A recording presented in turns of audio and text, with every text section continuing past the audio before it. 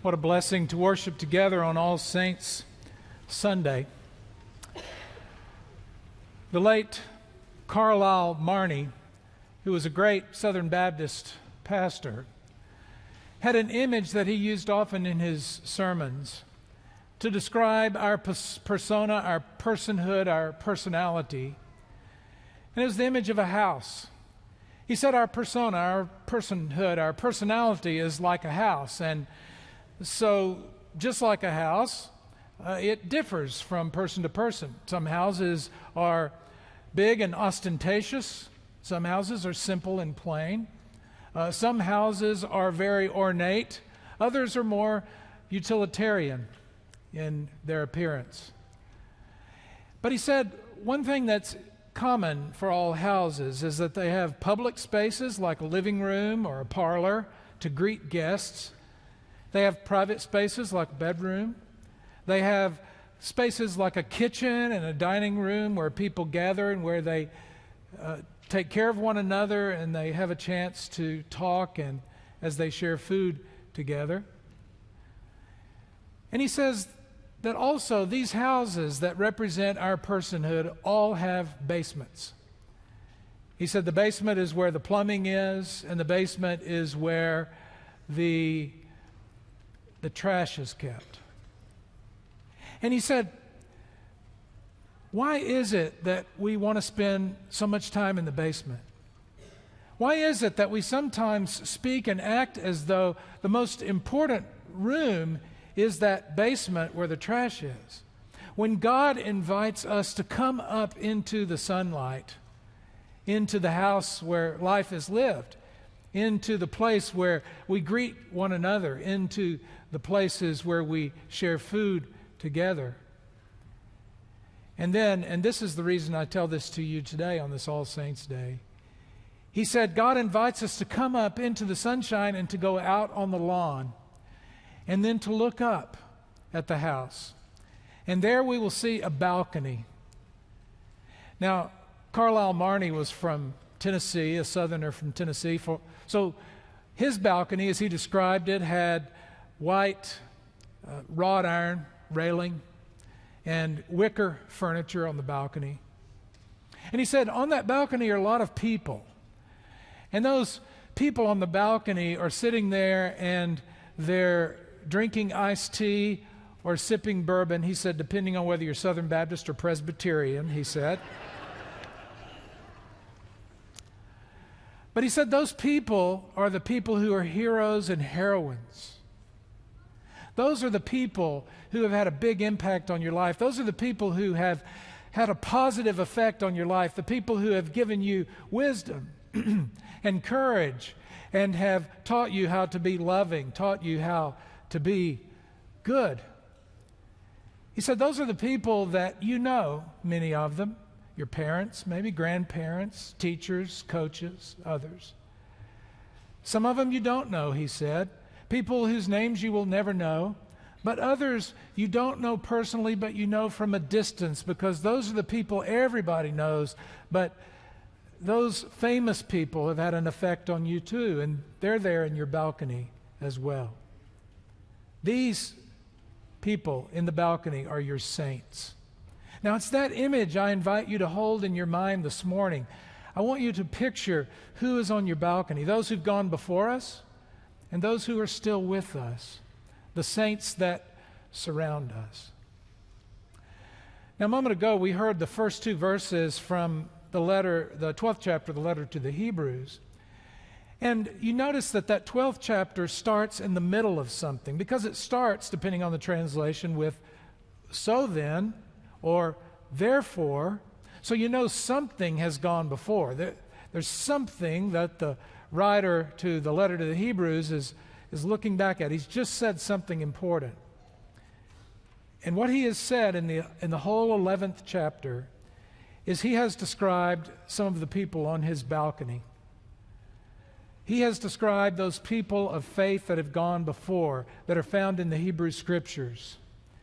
And he goes through a long list of them in the whole 11th chapter, and he tells a little bit about each person and how each person had faith.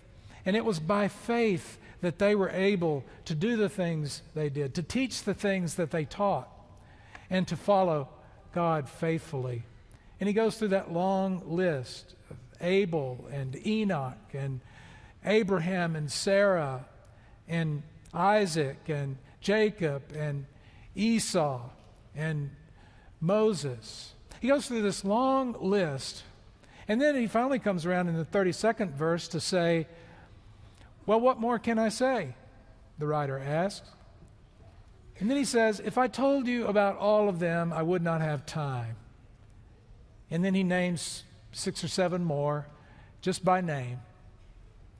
And then comes the 12th chapter, where after naming all of these people of faith, naming the people on his balcony, his saints, then he says, therefore, since we are surrounded by such a great cloud of witnesses, not just any cloud of witnesses, a great cloud of witnesses, let us therefore run with perseverance. Run and keep running, keep after it, the race that is set before us. Let us lay aside all the baggage, all the stuff that clings to us, the stuff that trips us up, so that we can run with perseverance the race set before us, looking to Jesus, who is the pioneer, the one who has gone before us in this race of faith, and Jesus, who is the perfecter, the one who makes our faith complete. Let's run with perseverance the race before us, looking to him, because we are surrounded by this great cloud of witnesses. Those are the saints. Those are the people on our balcony. What a beautiful image that is, isn't it? When we talk about saints on All Saints Day, we always need the reminder that saints are not necessarily celebrities. They're not the ones that have churches named after them exclusively. It's not just St. Paul and St. Peter and St. Matthew and St. Mark and St. Luke and St. John and all the others. But rather, the saints are really the ones that the Apostle Paul, one of those celebrity saints, described as believers, or those who follow Jesus. Paul always used the word saint in that way, not in some technical special sense. But we tend to see them as celebrities. We are taken, aren't we, somewhat with celebrity, with people who are famous, sometimes just for being famous. Years ago, I had a member of the congregation I served in Georgetown who had an aircraft sales company. And he was a very accomplished pilot as well, fixed wing and helicopter. And he called us one day and he said, hey, I've got this great helicopter that's in stock right now. Do you want to fly over to the Oasis? It's a restaurant. Some of you may know about it. It sits up over Lake Travis. He said, we'll fly over and have dinner at the Oasis. And of course, I'm always ready to fly. And so we took the helicopter over to the Oasis and we landed beside the Oasis. Now, when you land beside a restaurant in a helicopter, people notice. And people started to gather around. Who is it in the helicopter? What celebrity is in the helicopter? And we drew a crowd until we got out of the helicopter, and it was like, ugh. And so they all dispersed because we weren't celebrities. We were not important. But on All Saints' Day, we remember that saints are not celebrities. Well, some of them are. But saints are the people who seek to follow Jesus. Saints are those who are believers. It's those whom we honor today. Because we're surrounded by saints, those who are still with us and those who've gone before us. Do you know, I think one of the best definitions of a saint came from a small boy. He had been to church with his grandfather, and his grandfather had been pointing out the stained glass windows, and in that particular church, each stained glass window had one of the celebrity saints in it. And so his grandpa was pointing those out. This is St. Paul, this is St. Peter, this is St. Matthew, St. Luke, St. Mark, St. John. A saint featured in each of those beautiful stained glass windows with the light shining through, illuminating the sanctuary. When the little boy got home, his dad asked him how church was with his grandfather, and he said, It's wonderful. I learned about saints, and his father wanted to know what he had learned, so he said, well, what's a saint? And this is when he gave the definition. It's a great definition. He said, a saint is someone the light shines through. That's good. A saint is someone the light shines through. These people we honor today, that we have on our hearts as we come to this place, those who've gone before us, and the people who've had a big influence on our lives for the good, whether they've gone before us or whether they are still with us, we are surrounded by saints. Now, these aren't perfect people. We know that. These are people.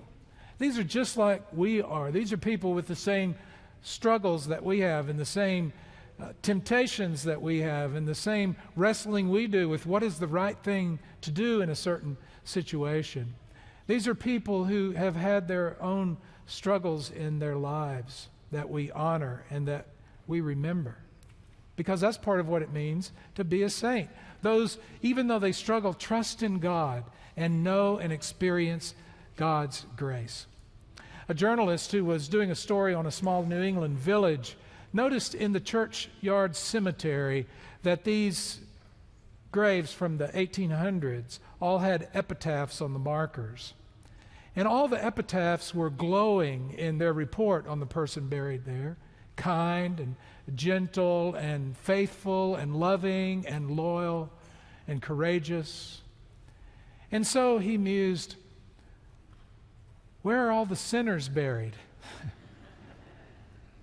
What he didn't understand is they were buried right there.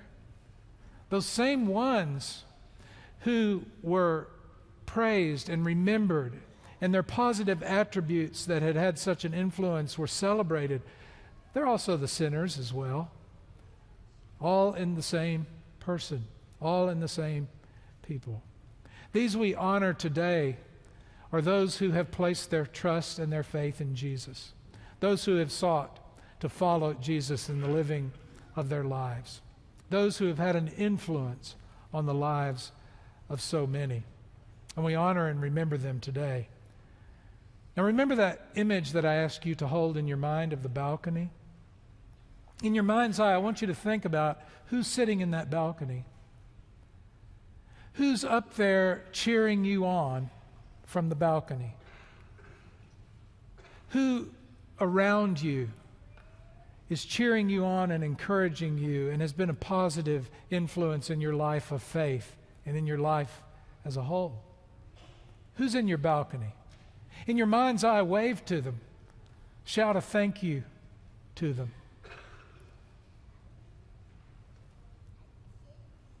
Today, we remember those saints. As we move into our time of remembering those who've gone before us, members of this congregation, those we remember and celebrate today, I want to remind us of who we're talking about. These aren't people whose lives were cast in stained glass, not two-dimensional in that way, but they were people whose lives allowed the light to shine through. These were people who sought to follow Jesus. And they were real people. Some were people of great warmth, and some were more formal. Some possessed intellect at the genius level, and others were about average. Some had a lively sense of humor. Some were more dry in their wit. Some were detailed people, and some liked to look at the big picture. Most were abundantly generous. They were grandmothers and grandfathers, great-grandmothers and great-grandfathers, mothers, fathers, husbands, wives, brothers, sisters, aunts, uncles, cousins, and friends. Most were people of deep, abiding, and inspiring faith. Some lived lives pretty free of difficulties. Others carried one heavy burden after another throughout their lives. Some were raised as Christians, and others came to faith in Christ in adulthood.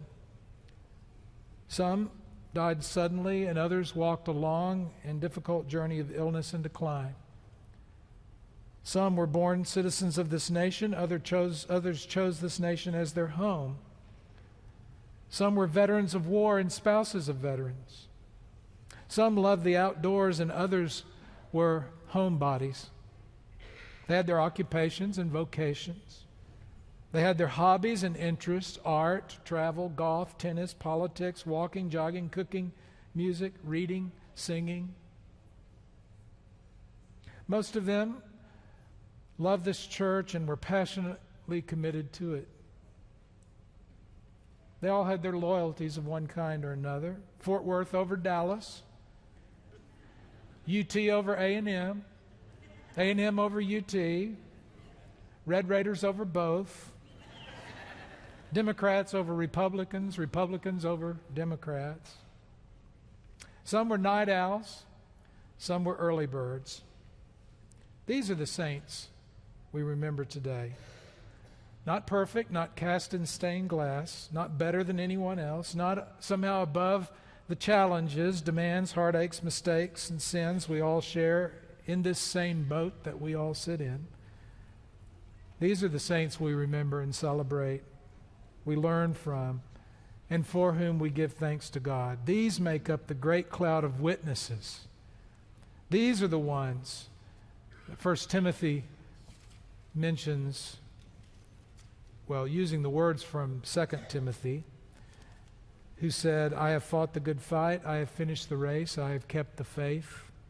We can say that of these.